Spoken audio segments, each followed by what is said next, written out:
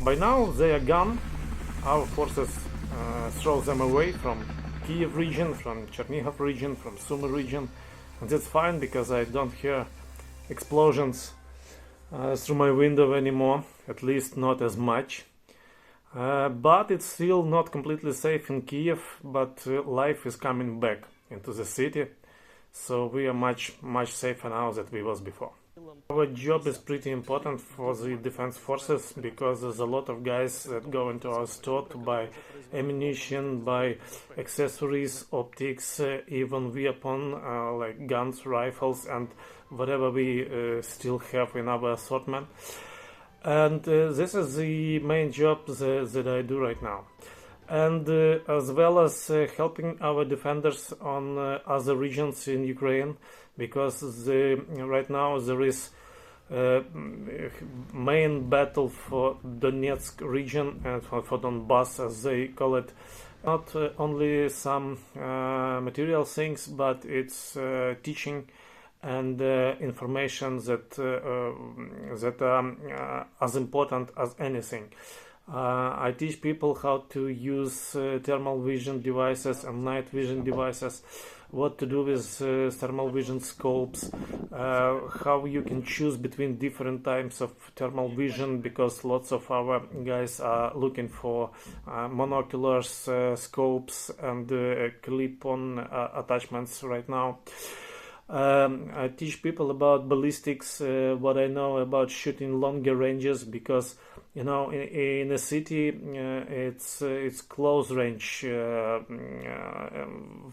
shooting. If it happens, it's like 100, 200, 300 meters, not much more.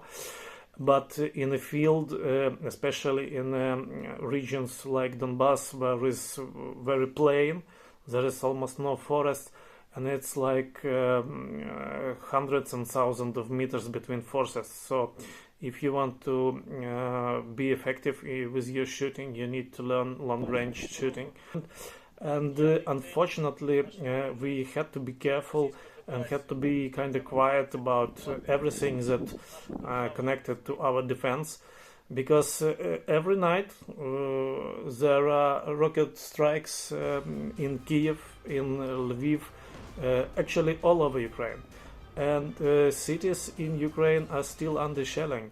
Like Kharkov is major city on the border with Russia. It's shelled almost daily and it's non-stop. And some other cities like Chernihiv, is on the border with Belarus, is like halfway destroyed. So it's very it suffered for civilians, and many homes have been destroyed.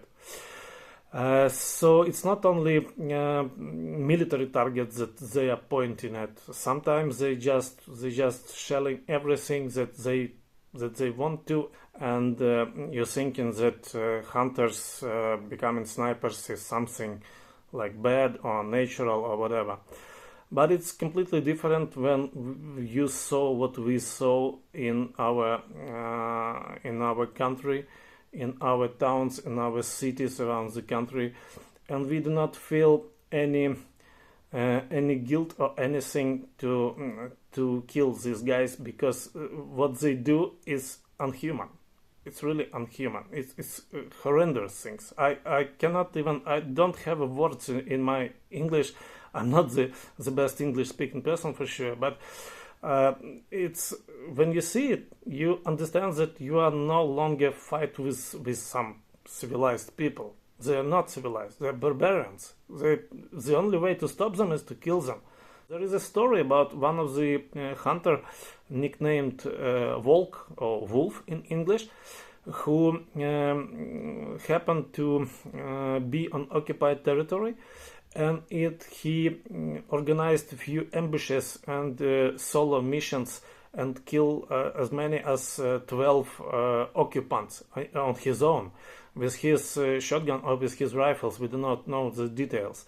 So this is one of the bravest men that I ever heard about, because One thing is when you fight with another guys with you in information in some battalion, and completely other thing when you are alone on occupied territories and you have nowhere to run if something goes not the way it should.